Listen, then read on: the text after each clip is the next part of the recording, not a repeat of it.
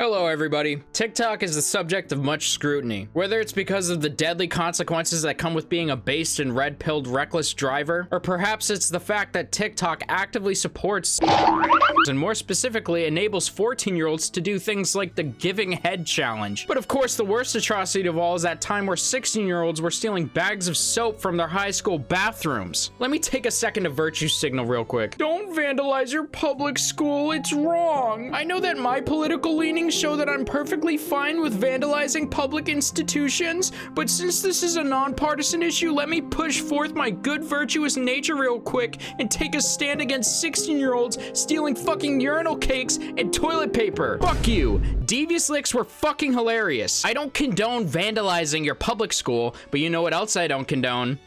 Shitting your pants. But if I watch someone shit their pants, I'm gonna laugh my ass off. And much like that, if I watch a 16-year-old throw away their future career prospects for 27 views on TikTok, then I'm gonna fucking do the same. In my opinion, the worst part about TikTok isn't the pile of bodies in their basement or the fact that it's pretty much a CP generator. I take issue with the uninspired and lazy content. I'm a commentary YouTuber, okay? I'm not in it for the politics yet. I mean, I'm still 2 years away from being a Destiny orbiter and 3 years away from burning the bridge after he calls me stupid. I need to take my meds. There's a creator that I believe makes the worst content on TikTok. I made a video about Cobby Lame a little while ago, and I talked about how all he does is shrug his shoulders while stealing other people's content. But the only argument I can make against Cobby Lame is that he doesn't give a fuck about how dogshit his content is. Unlike the subject of today's video, who seems to try in some capacity while still making the most abysmal content ever. So it's not very impressive to make shitty content, but it is impressive to make shitty content when you're actually putting in some effort. I'm talking about Bailey Spin. Bailey Spin is a specimen, to say the least. I discovered Bailey Spin on my Snapchat Explore page.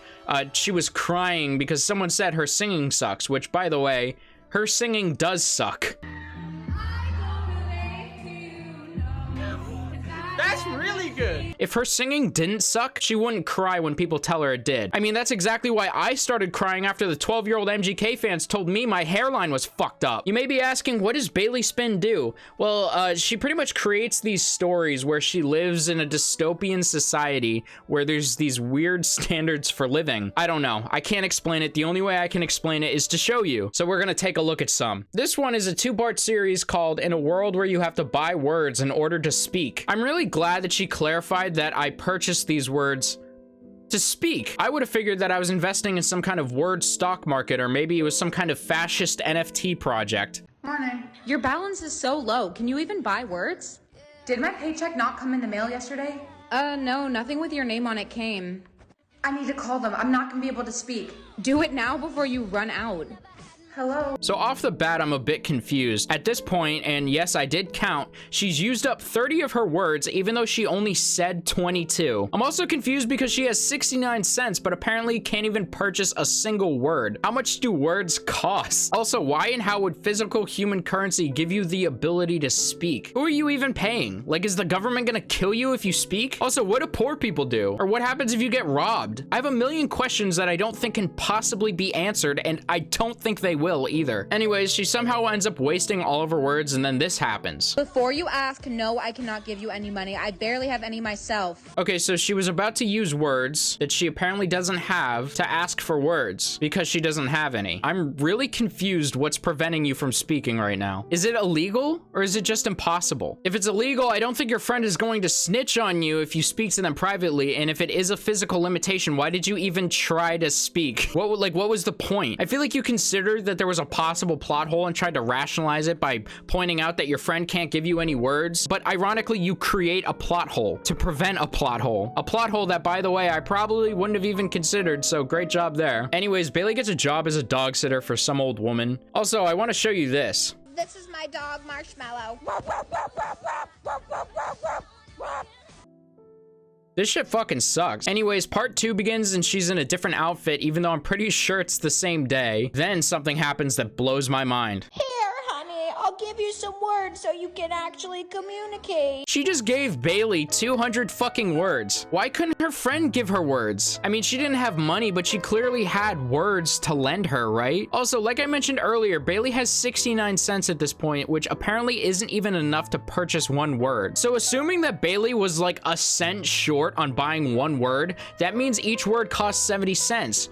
That's like $140 worth of fucking words that she just gave you for nothing. And realistically, it was probably more than 70 cents, so that could be upwards of $200 worth of words that she just gave to you for no fucking reason. You may think that this story can't possibly get any more convoluted, but it does. So first off, Bailey is going to be paid $100 an hour. Meanwhile, the woman's grandson is home. And I guess he isn't taking care of the dog because he's afraid of the dog. Not only does this make no sense at all, it gets even more convoluted when the guy who's afraid of the dog comes downstairs to help with the dog. This woman just gave Bailey over $140 worth of words on top of paying her $100 an hour to take care of a dog that you clearly could have handled yourself. This guy is a piece of shit. And what could possibly happen next, you ask? The woman comes home and pays Bailey, and that's the end of the story. I can't believe that you somehow managed to take an already incomprehensible plot point of having to purchase words and made it about fucking dog sitting. And the dog sitting arc doesn't make any sense. That's such an anticlimactic ending too. Now you may be saying, Nate, but I didn't get my fill of terrible stories about limited speech yet. Don't worry about that. Fucking trust me. POV, you can only speak for a certain amount of hours. You know, I'm starting to wonder if these TikToks have a deeper meaning. Perhaps these POV TikToks are actually a social commentary on the liberal media and the weaponization of cancel culture, a culture that has destroyed discourse to the point where provocative conversations are unacceptable.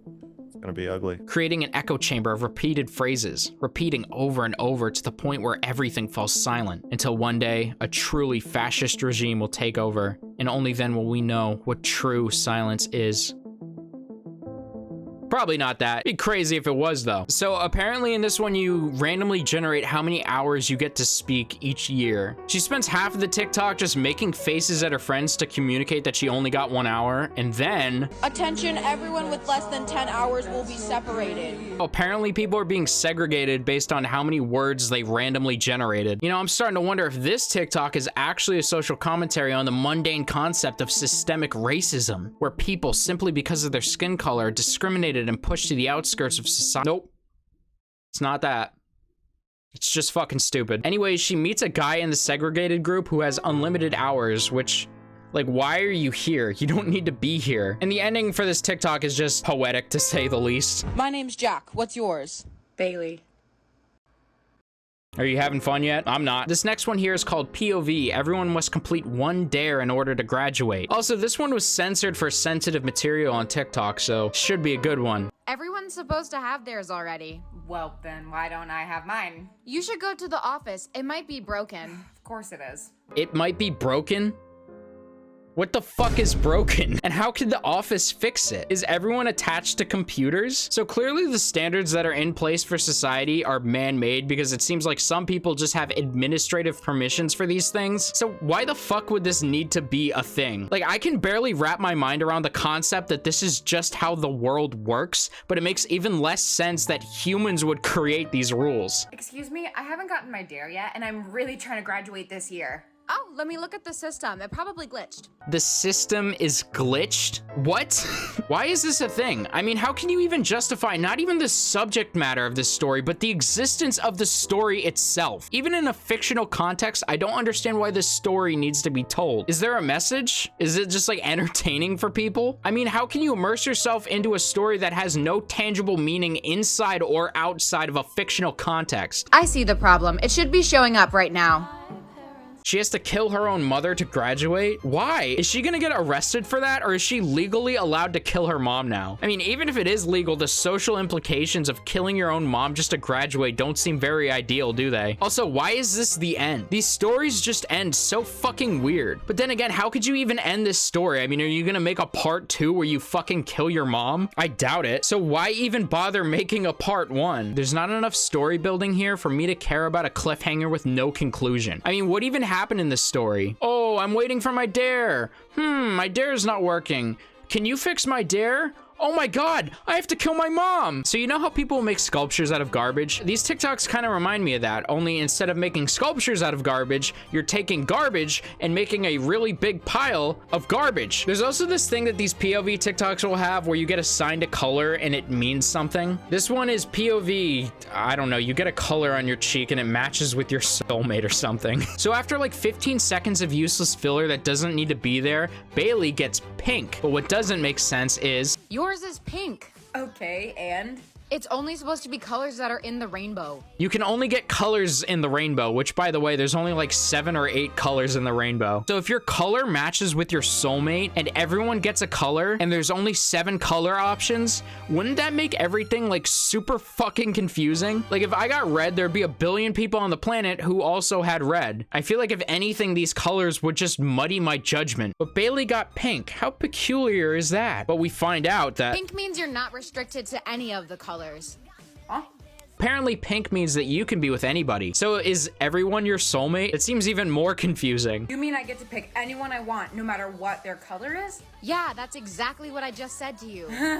That reaction you had is so fucking bizarre, but I'm going to ignore it. Apparently you could just pick people based on their color and they have to be with you. That seems like what's implied, but that sounds like slavery, Bailey. Does that make you excited? Apparently it does. Bailey, I hope you watch this video. I have no beef with you. I think you're probably a good person. It's just you're not very good at the things you do, which to be fair is just the standard of being a TikTok creator. But like I said, I got no beef with Bailey Spin, and I'm very excited for Bailey Spin's debut EP, which should be coming out very soon. I mean, I'm not going to listen to it, but I do find comfort in knowing that the prisoners of Guantanamo Bay are going to have some new music to listen to.